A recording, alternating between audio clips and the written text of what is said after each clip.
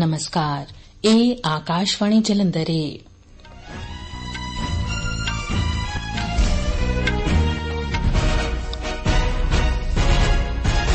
ਖਬਰਾਂ ਦੇ ਨਾਲ ਮੈਂ ਸਰਬਜੀਤ ਕੌਰ। ਪਹਿਲਾਂ ਇਸ ਬੁਲੇਟਿਨ ਦੀਆਂ ਖਾਸ ਖਬਰਾਂ। ਰਾਸ਼ਟਰਪਤੀ ਦ੍ਰੌਪਦੀ ਮੁਰਮੂ ਨੂੰ ਤਿਮੋਰ ਲੇਸਤੇ ਦੇ ਸਰਵਉੱਚ ਸਿਵਲ ਸਨਮਾਨ order of the grand collar ਨਾਲ ਸਨਮਾਨਿਤ ਕੀਤਾ ਗਿਆ ਹੈ। ਪ੍ਰਧਾਨ ਮੰਤਰੀ ਨਰਿੰਦਰ ਮੋਦੀ ਨੇ ਅੱਜ ਕੇਰਲ ਦੇ ਵਾਇਨਾਡ ਦੇ ਜ਼ਮੀਨ ਖਿਸਕਣ ਵਾਲੇ ਖੇਤਰਾਂ ਦਾ ਹਵਾਈ ਸਰਵੇਖਣ ਕੀਤਾ। ਖਜ਼ਾਨਾ ਮੰਤਰੀ ਨਿਰਮਲਾ ਸੀਤਾਰਮਨ ਨੇ ਅੱਜ ਨਵੀਂ ਦਿੱਲੀ ਵਿੱਚ ਰਿਜ਼ਰਵ ਬੈਂਕ ਦੇ ਕੇਂਦਰੀ ਬੋਰਡ ਆਫ ਡਾਇਰੈਕਟਰਜ਼ ਨਾਲ ਬਜਟ ਤੋਂ ਬਾਅਦ ਦੀ ਆਪਣੀ ਮੀਟਿੰਗ ਕੀਤੀ। ਕੇਂਦਰੀ ਮੰਤਰੀ ਮੰਡਲ ਨੇ ਪ੍ਰਧਾਨ ਮੰਤਰੀ ਆਵਾਸ ਯੋਜਨਾ ਸ਼ਹਿਰੀ ਦੇ ਦੂਜੇ ਗੇੜ ਨੂੰ ਮਨਜ਼ੂਰੀ ਦੇ ਦਿੱਤੀ ਹੈ ਕਿ ਪੈਰਿਸ ਓਲੰਪਿਕ ਵਿੱਚ ਭਾਰਤੀ ਪਹਿਲਵਾਨ ਅਮਨ ਸਰਾਵਤ ਨੇ ਮਰਦਾਂ ਦੇ ਫਰੀ ਸਟਾਈਲ 57 ਕਿਲੋਗ੍ਰਾਮ ਮੁਕਾਬਲੇ ਵਿੱਚ ਕਾਂਸੀ ਦਾ ਤਮਗਾ ਪੱਕਾ ਕੀਤਾ ਹੈ। ਹੁਣ ਖਬਰਾਂ ਵਿਸਥਾਰ ਨਾਲ। ਰਾਸ਼ਟਰਪਤੀ ਦ੍ਰੌਪਦੀ ਮੁਰਮੂ ਨੂੰ ਤਿਮੋਰ ਲੇਸਤੇ ਦੇ ਦਿੱਲੀ ਵਿਖੇ ਪ੍ਰੈਜ਼ੀਡੈਂਸ਼ੀਅਲ ਪੈਲੇਸ ਵਿੱਚ ਰਾਸ਼ਟਰਪਤੀ ਜੋਸੇ ਰਾਮੋਸ ਹੋਟਾ ਵੱਲੋਂ ਤਿਮੋਰ ਲੇਸਤੇ ਦੇ ਸਰਵਉੱਚ ਸਿਵਲ ਸਨਮਾਨ order of the grand collar ਨਾਲ ਸਨਮਾਨਿਤ ਕੀਤਾ ਗਿਆ। ਰਾਸ਼ਟਰਪਤੀ ਮੁਰਮੂ ਨੇ ਰਾਸ਼ਟਰਪਤੀ ਹੋਟਾ ਤੇ ਪ੍ਰਧਾਨ ਮੰਤਰੀ ਗੁਸਮਾਓ ਨਾਲ ਦਵੱਲੇ ਸਹਿਯੋਗ ਤੇ ਮੀਟਿੰਗਾਂ ਕੀਤੀਆਂ। ਰਾਸ਼ਟਰਪਤੀ ਦ੍ਰੌਪਦੀ ਮੁਰਮੂ ਨੇ ਆਪਣੇ ਹਮਰੁਤਬਾ ਨਾਲ ਦਵੱਲੀ ਗੱਲਬਾਤ ਤੋਂ ਬਾਅਦ ਪੱਤਰਕਾਰਾਂ ਨੂੰ ਸੰਬੋਧਨ ਕਰਦਿਆਂ ਕਿਹਾ ਕਿ ਭਾਰਤ ਅਤੇ ਤਿਮੋਰ ਲੇਸਤੇ ਦਰਮਿਆਨ ਡੂੰਘੇ ਦੋਸਤਾਨਾ ਸਬੰਧ ਨੇ ਅਤੇ ਲੋਕ ਰਾਜ ਪ੍ਰਤੀ ਸਾਂਝੀ ਵਚਨਬੱਧਤਾ ਹੈ। ਰਾਸ਼ਟਰਪਤੀ ਮੁਰਮੂ ਨੇ ਕਿਹਾ ਕਿ ਦੋਵੇਂ ਦੇਸ਼ ਤਿਮੋਰ ਲੇਸਤੇ ਦੇ ਇੰਟਰਨੈਸ਼ਨਲ ਸੋਲਰ ਅਲਾਇੰਸ ਅਤੇ ਕੋਲੀਸ਼ਨ ਫਾਰ ਡਿਜ਼ਾਸਟਰ ਰੈਜ਼ਿਲੀਐਂਟ ਇਨਫਰਾਸਟਰਕਚਰ ਵਿੱਚ ਸ਼ਾਮਲ ਹੋਣ ਦੀਆਂ ਸੰਭਾਵਨਾਵਾਂ ਦਾ ਪਤਾ ਲਾ ਰਹੇ ਨੇ। ਦੂਜੇ ਪਾਸੇ ਰਾਸ਼ਟਰਪਤੀ ਹੋਟਾ ਨੇ ਭਾਰਤ ਦੇ ਲੋਕ ਰਾਜੀ ਸਿਧਾਂਤਾਂ ਦੀ ਸ਼ਲਾਘਾ ਕੀਤੀ ਅਤੇ ਆਈਟੀ, ਡਿਜੀਟਲ ਬੁਨਿਆਦੀ ਢਾਂਚੇ, ਮੈਡੀਕਲ ਅਤੇ ਫਾਰਮਾਸਿਊਟੀਕਲ ਖੇਤਰਾਂ ਅਤੇ ਸਮਰੱਥਾ ਨਿਰਮਾਣ ਵਿੱਚ ਸਹਾਇਤਾ ਮੰਗੀ। ਰਾਸ਼ਟਰਪਤੀ ਮੁਰਮੂ ਨੇ ਪ੍ਰਧਾਨ ਮੰਤਰੀ ਕੇ ਰਾਲਾ ਸਨਾਨਾ ਗੁਸਮਾਓ ਨਾਲ ਦਵੱਲੇ ਵਿਚਾਰ ਵਟਾਂਦਰੇ ਕੀਤੇ, ਜਿੱਥੇ ਪ੍ਰਸਾਰ ਭਾਰਤੀ ਅਤੇ ਰੇਡੀਓ ਟੈਲੀਵਿਜ਼ਨ ਤਿਮੋਰ ਲੇਸਤੇ ਦਰਮਿਆਨ ਸਹਿਯੋਗ, ਅਧਿਕਾਰਕ ਅਤੇ ਸਫਾਰਤੀ ਪਾਸਪੋਰਟ ਧਾਰਕਾਂ ਲਈ ਵੀਜ਼ਾ ਮਾਫੀ ਅਤੇ ਸੱਭਿਆਚਾਰਕ ਵਟਾਂਦਰੇ ਦੇ ਪ੍ਰੋਗਰਾਮ ਤੇ ਸਹਿਯੋਗ ਤੇ ਸਹਿਮਤੀ ਪੱਤਰਾਂ ਦਾ ਆਦਾਨ ਪ੍ਰਦਾਨ ਕੀਤਾ ਗਿਆ। ਵਿਦੇਸ਼ ਮੰਤਰੀ ਡਾ ਐਸ ਜੈਸ਼ੰਕਰ ਨੇ ਕਿਹਾ ਕਿ ਮਾਲਦੀਵਜ਼ ਦੇ ਨਾਲ ਭਾਰਤ ਦੀ ਭਾਈਵਾਲੀ ਇੱਕ ਦੂਜੇ ਦੀ ਭਾਈਵਾਲੀ, ਭਲਾਈ ਅਤੇ ਹਿੱਤਾਂ ਲਈ ਰਲ ਕੇ ਕੰਮ ਕਰਨ ਦੀ ਡੂੰਘੀ ਇੱਛਾ ਤੇ ਆਧਾਰਿਤ ਹੈ। ਮਾਲੇ ਵਿੱਚ ਆਪਣੇ ਮਾਲਦੀਵਜ਼ ਦੇ ਹਮਰੁਤਬਾ ਮੂਸਾ ਸਮੀਰ ਨਾਲ ਗੱਲਬਾਤ ਤੋਂ ਬਾਅਦ ਇੱਕ ਪ੍ਰੈਸ ਕਾਨਫਰੰਸ ਨੂੰ ਸੰਬੋਧਨ ਕਰਦਿਆਂ ਡਾ ਜੈਸ਼ੰਕਰ ਨੇ ਕਿਹਾ ਕਿ ਮਾਲਦੀਵਜ਼ ਭਾਰਤ ਦੀ ਨੇਬਰਹੁੱਡ ਫਰਸਟ ਜਾਂ ਗੁਆਂਢੀ ਪਹਿਲਾਂ ਦੀ ਨੀਤੀ ਦਾ ਇੱਕ ਆਧਾਰ ਹੈ। ਪ੍ਰਧਾਨ ਮੰਤਰੀ ਨਰਿੰਦਰ ਮੋਦੀ, ਜੋ ਕਿ ਵਾਇਨਾਡ ਦੇ ਜ਼ਮੀਨ ਖਿਸਕਣ ਵਾਲੇ ਇਲਾਕਿਆਂ ਦੇ ਦੌਰੇ ਤੇ ਨੇ, ਪਿਛਲੇ ਮਹੀਨੇ ਦੀ 30 ਤਰੀਕ ਨੂੰ ਜ਼ਮੀਨ ਖਿਸਕਣ ਨਾਲ ਬੁਰੀ ਤਰ੍ਹਾਂ ਪ੍ਰਭਾਵਿਤ ਖੇਤਰਾਂ ਵਿੱਚੋਂ ਇੱਕ ਚੁਰਲਮਾਲਾ ਪਹੁੰਚੇ। ਫੌਜ ਨੇ ਇਰੂਵਨੀਪੁਜਾ ਦਰਿਆ ਤੇ ਚੁਰਲਮਾਲਾ ਵਿਖੇ ਇੱਕ 190 ਫੁੱਟ ਬੇਲੀ ਬ੍ਰਿਜ ਬਣਾਇਆ ਸੀ, ਜਿਸ ਨਾਲ ਜ਼ਮੀਨ ਖਿਸਕਣ ਵਾਲੇ ਖੇਤਰਾਂ ਵਿੱਚ ਭਾਰੀ ਉਪਕਰਨਾਂ ਅਤੇ ਫੌਜ ਦੇ ਮੁਲਾਜ਼ਮਾਂ ਦੀ ਤੇਜ਼ ਰਫ਼ਤਾਰ ਆਵਾਜਾਈ ਦੀ ਸਹੂਲਤ ਮਿਲੀ। ਪ੍ਰਧਾਨ ਮੰਤਰੀ ਨੇ ਫੌਜ ਦੇ ਜਵਾਨਾਂ ਅਤੇ ਬਚਾਅ ਰਾਹਤ ਕਾਰਜਾਂ ਵਿੱਚ ਲੱਗੇ ਲੋਕਾਂ ਨਾਲ ਗੱਲਬਾਤ ਵੀ ਕੀਤੀ। ਪ੍ਰਧਾਨ ਮੰਤਰੀ ਦੇ ਨਾਲ ਕੇਰਲ ਦੇ ਰਾਜਪਾਲ ਆਰਿਫ ਮੁਹੰਮਦ ਖਾਨ, ਮੁੱਖ ਮੰਤਰੀ ਪਿਨਾਰਾਈ ਵਿਜਯਨ ਅਤੇ ਪੈਟਰੋਲੀਅਮ, ਕੁਦਰਤੀ ਗੈਸ ਅਤੇ ਸੈਰ ਸਪਾਟੇ ਬਾਰੇ ਰਾਜ ਮੰਤਰੀ ਸੁਰੇਸ਼ ਗੋਪੀ ਵੀ ਸਨ।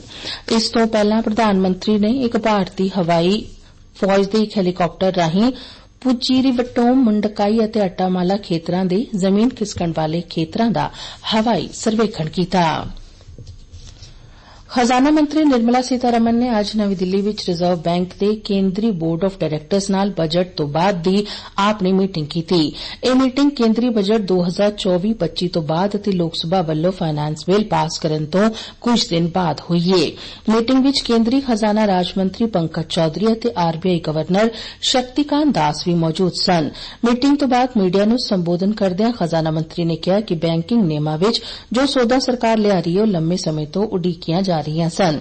ਉਨ੍ਹਾਂ ਜ਼ਿਕਰ ਕੀਤਾ ਕਿ ਸੋਧਾਂ ਵਿੱਚ ਸਹਿਕਾਰੀ ਬੈਂਕਿੰਗ ਖੇਤਰ ਨਾਲ ਸੰਬੰਧਿਤ ਅਹਿਮ ਪੁਨਰਗਠਨ ਸ਼ਾਮਿਲ ਹੈ। ਮੰਤਰੀ ਨੇ ਇਸ ਗੱਲ ਤੇ ਜ਼ੋਰ ਦਿੱਤਾ ਕਿ ਨੋਮੀਨੇਸ਼ਨ ਪ੍ਰਬੰਧਾਂ ਦੀ ਸ਼ੁਰੂਆਤ ਇੱਕ ਗਾਹਕ ਅਨੁਕੂਲ ਕਦਮ ਹੈ। ਇਹ ਯਕੀਨੀ ਬਣਾਉਂਦਾ ਹੈ ਕਿ ਗਾਹਕਾਂ ਕੋਲ ਵਿਅਕਤੀ ਨੂੰ ਨੋਮੀਨੇਸ਼ਨ ਜਾਂ ਨਾਮਜ਼ਦ ਕਰਨ ਦਾ ਵਿਕਲਪ ਹੈ ਅਤੇ ਨਾਮਜ਼ਦ ਵਿਅਕਤੀ ਆਸਾਨੀ ਨਾਲ ਆਪਣੇ ਸਹੀ ਹੱਕਾਂ ਦਾ ਦਾਅਵਾ ਕਰ ਸਕਦੇ ਨੇ। ਖਜ਼ਾਨਾ ਮੰਤਰੀ ਨੇ ਕਿਹਾ ਕਿ ਸਭ ਤੋਂ ਅਹਿਮ ਸੋਧਾਂ ਵਿੱਚੋਂ ਇੱਕ ਡੇਟਾ ਦੀ ਰਿਪੋਰਟਿੰਗ ਵੀ ਸ਼ਾਮਿਲ ਹੈ। ਇਹ ਖਬਰਾਂ ਤੁਸੀਂ ਆਕਾਸ਼ਵਾਣੀ ਜਲੰਧਰ ਤੋਂ ਸੁਣ ਰਹੇ ਹੋ। ਕੇਂਦਰੀ ਮੰਤਰੀ ਮੰਡਲ ਨੇ ਪ੍ਰਧਾਨ ਮੰਤਰੀ ਆਵਾਸ ਯੋਜਨਾ ਸ਼ਹਿਰੀ ਦੇ ਦੂਜੇ ਗੇੜ ਨੂੰ ਮਨਜ਼ੂਰੀ ਦੇ ਦਿੱਤੀ ਹੈ। ਮੰਤਰੀ ਮੰਡਲ ਨੇ ਮਾਲੀ ਸਾਲ 2024-25 ਤੋਂ 28-29 ਦੌਰਾਨ ਪ੍ਰਧਾਨ ਮੰਤਰੀ ਆਵਾਸ ਯੋਜਨਾ ਗ੍ਰਾਮੀਣ PMAYG ਨੂੰ ਲਾਗੂ ਕਰਨ ਲਈ ਵੀ ਆਪਣੀ ਮਨਜ਼ੂਰੀ ਦੇ ਦਿੱਤੀ ਹੈ।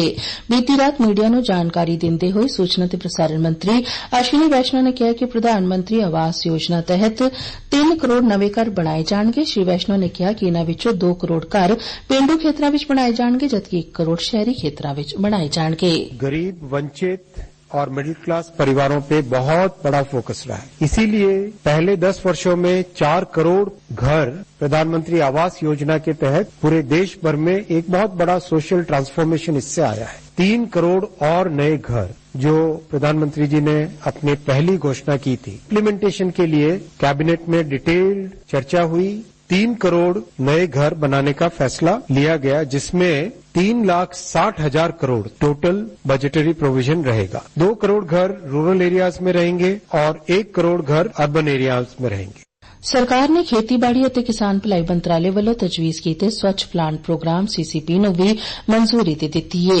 ਪੱਤਰਕਾਰਾਂ ਨਾਲ ਗੱਲਬਾਤ ਕਰਦਿਆਂ ਸ਼੍ਰੀ ਵੈਸ਼ਨੋ ਨੇ ਕਿਹਾ ਕਿ 1,765 ਕਰੋੜ ਰੁਪਏ ਤੋਂ ਵੱਧ ਦੇ ਅਹਿਮ ਨਿਵੇਸ਼ ਨਾਲ ਇਹ ਮੋਹਰੀ ਪਹਿਲਕਦਮੀ ਭਾਰਤ ਵਿੱਚ ਬਾਗਬਾਨੀ ਖੇਤਰ ਵਿੱਚ ਕ੍ਰਾਂਤੀ ਲਿਆਉਣ ਲਈ ਤਿਆਰ ਹੈ ਅਤੇ ਉੱਤਮਤਾ ਤੇ ਸਥਿਰਤਾ ਲਈ ਨਵੇਂ ਮਾਪਦੰਡ ਸਥਾਪਿਤ ਕਰਨ ਦੀ ਉਮੀਦ ਹੈ। ਉਨ੍ਹਾਂ ਕਿਹਾ ਕਿ CPP ਵਾਇਰਸ ਮੁਕਤ ਉੱਚ ਗੁਣਵੱਤਾ ਵਾਲੀ ਬਿਜਾਈ ਸਮੱਗਰੀ ਤੱਕ ਪਹੁੰਚ ਪ੍ਰਦਾਨ ਕਰੇਗੀ, ਜਿਸ ਨਾਲ ਫਸਲਾਂ ਦੀ ਪੈਦਾਵਾਰ ਵਿੱਚ ਵਾਧਾ ਹੋਏਗਾ ਤੇ ਕਿਸਾਨਾਂ ਦੀ ਆਮਦਨ ਵਿੱਚ ਸੁਧਾਰ ਹੋਏਗਾ। ਮੰਤਰੀ ਮੰਡਲ ਨੇ ਲਿਗਨੋ ਸੈਲੂਲੋਸਿਸ ਬਾਇਓਮਾਸ ਅਤੇ ਹੋਰ ਨਵਿਆਉਣਯੋਗ ਫੀਡ ਸਟਾਕ ਦੀ ਵਰਤੋਂ ਕਰਦੇ ਹੋਏ ਵਧੀਆ ਬਾਇਓਫਿਊਲ ਪ੍ਰੋਜੈਕਟਾਂ ਨੂੰ ਮਾਲੀ ਸਹਾਇਤਾ ਪ੍ਰਦਾਨ ਕਰਨ ਲਈ ਸੋਧੀ ਹੋਈ ਪ੍ਰਧਾਨ ਮੰਤਰੀ ਜੀਵਨ ਯੋਜਨਾ ਨੂੰ ਪ੍ਰਵਾਨਗੀ ਦੇ ਦਿੱਤੀ ਹੈ। ਮੰਤਰੀ ਨੇ ਕਿਹਾ ਕਿ ਸੋਧੀ ਹੋਈ ਸਕੀਮ ਨੂੰ 2028-29 ਤੱਕ 5 ਹੋਰ ਸਾਲਾਂ ਲਈ ਵਧਾ ਦਿੱਤਾ ਗਿਆ ਹੈ। ਉਨ੍ਹਾਂ ਦੱਸਿਆ ਕਿ ਇਸ ਪ੍ਰੋਜੈਕਟ ਵਿੱਚ 1,969 ਕਰੋੜ ਰੁਪਏ ਦਾ ਨਿਵੇਸ਼ ਕੀਤਾ ਜਾਏਗਾ। ਸੂਚਨਾ ਤੇ ਪ੍ਰਸਾਰਣ ਮੰਤਰੀ ਨੇ ਵੀ ਕਿਹਾ ਕਿ ਪੱਟੀਦਰਜ ਜਾਤਾਂ SC ਅਤੇ ਪੱਟੀਦਰਜ ਕਬੀਲਿਆਂ ST ਲਈ ਰਾਖਵੇਂਕਰਨ ਤੇ ਸੁਪਰੀਮ ਕੋਰਟ ਦੇ ਫੈਸਲੇ ਦੇ ਸਬੰਧ ਵਿੱਚ ਕੱਲ ਕੇਂਦਰੀ ਮੰਤਰੀ ਮੰਡਲ ਵਿੱਚ ਵਿਸਥਾਰਪੂਰਨ ਚਰਚਾ ਹੋਈ। ਉਨ੍ਹਾਂ ਕਿਹਾ ਕਿ SC ST ਰਿਜ਼ਰਵੇਸ਼ਨ ਦੇ ਅੰਦਰ ਕ੍ਰੀਮੀ ਲੇਅਰ ਦਾ ਕੋਈ ਪ੍ਰਬੰਧ ਨਹੀਂ ਹੈ। ਉਨ੍ਹਾਂ ਕਿਹਾ ਕਿ NDA ਸਰਕਾਰ ਬਾਬਾ ਸਾਹਿਬ ਅੰਬੇਡਕਰ ਦੁਆਰਾ ਬਣਾਏ ਗਏ ਸੰਵਿਧਾਨ ਦੀ ਪਾਲਣਾ ਕਰਨ ਲਈ ਵਚਨਬੱਧ ਹੈ।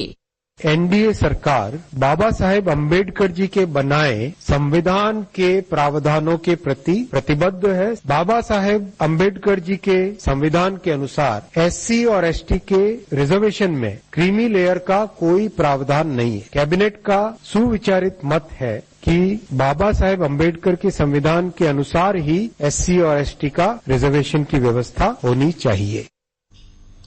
ਆਰਥਿਕ ਮਾਮਲਿਆਂ ਬਾਰੇ ਕੈਬਨਿਟ ਕਮੇਟੀ ਨੇ ਰੇਲ ਮੰਤਰਾਲੇ ਦੇ ਕੁੱਲ 24,657 ਕਰੋੜ ਰੁਪਏ ਦੀ ਲਾਗਤ ਵਾਲੇ 8 ਪ੍ਰੋਜੈਕਟਾਂ ਨੂੰ ਮਨਜ਼ੂਰੀ ਦੇ ਦਿੱਤੀ ਹੈ। ਇਹ ਪ੍ਰੋਜੈਕਟ 7 ਰਾਜਾਂ ਦੇ 14 ਜ਼ਿਲ੍ਹਿਆਂ ਨੂੰ ਕਵਰ ਕਰਦੇ ਨੇ। ਇਨ੍ਹਾਂ ਪ੍ਰੋਜੈਕਟਾਂ ਰਾਹੀਂ ਆਸਵਨ ਜ਼ਿਲ੍ਹਿਆਂ ਤੇ ਕਬਾਇਲੀ ਖੇਤਰਾਂ ਨੂੰ ਵਿਕਾਸ ਦਾ ਵੱਡਾ ਹੁਲਾਰਾ ਮਿਲੇਗਾ। ਭਾਰਤ ਦੀਆਂ ਰੱਖਿਆ ਬਰਾਮਦਾਂ 2024-25 ਦੀ ਪਹਿਲੀ ਤਿਮਾਹੀ ਵਿੱਚ ਪਿਛਲੇ ਮਾਲੀ ਸਾਲ ਦੀ ਇਸੇ ਮਿਆਦ ਦੇ ਮੁਕਾਬਲੇ 78% ਵਧੀਆਂ ਨੇ। ਰੱਖਿਆ ਮੰਤਰਾਲੇ ਅਨੁਸਾਰ ਰੱਖਿਆ ਬਰਾਮਦਾਂ 2024-25 ਦੀ ਪਹਿਲੀ ਤਿਮਾਹੀ ਵਿੱਚ ਵਧ ਕੇ 6,915 ਕਰੋੜ ਰੁਪਏ ਹੋ ਗਈਆਂ, ਜਦੋਂ ਕਿ ਪਿਛਲੇ ਸਾਲ ਦੀ ਇਸੇ ਤਿਮਾਹੀ ਵਿੱਚ ਇਹ 3,865 ਕਰੋੜ ਰੁਪਏ ਸਨ।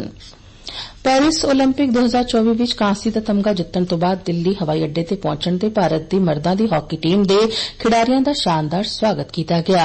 ਕਪਤਾਨ ਹਰਮਨਪ੍ਰੀਤ ਸਿੰਘ, ਗੋਲਕੀਪਰ ਪ੍ਰਿਆ ਸੁਜੇਸ਼ ਅਤੇ ਸਾਬਕਾ ਕਪਤਾਨ ਮਨਪ੍ਰੀਤ ਸਿੰਘ ਸਮੇਤ ਹੋਰਨਾਂ ਦਾ ਇੱਥੇ ਪੁੱਜਣ ਤੇ ਹਾਰ ਪਾ ਕੇ ਸਵਾਗਤ ਕੀਤਾ ਗਿਆ।